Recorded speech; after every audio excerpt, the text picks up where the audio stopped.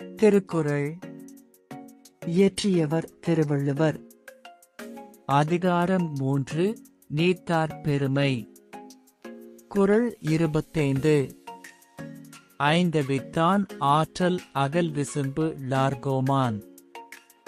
இந்திரனே சாலின் கரை. விளக்கம். அகன்ற வானத்து வாழ்பவரின் இறைவனாகிய இந்திரனே புலன்வழி பெருகும் ஆசை ஐந்தையும் அறுத்தவனின் வலிமைக்கு தகுந்த சான்று ஆவான். கதை. 5 புலன்களின் வெற்றி. அகன்ற வானத்தில் வாழும் தேவேந்திரனுக்கு எல்லா வளமும் இருந்தது. ஆனால் பூமியில் தியானத்தில் அமர்ந்திருந்த துர்வாச முனிவரின் அமைதியான மனம் மட்டும் அவனால் பெற முடியவில்லை.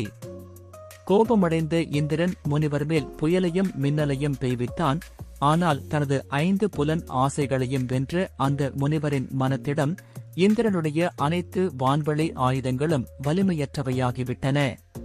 இறுதியில் இந்திரன் தன் தோல்வியை ஏற்று மன்னிப்பு கோரிய போது அவனே தனது அனைத்து வல்லமையையும் விட ஒரு மனிதன் தனது உள்ளத்தின் ஆசைகளை வென்று பெரும் மனவலிமையே உண்மையான வலிமை என்பதற்கு உயர்ந்த சாட்சியாக நின்றான்.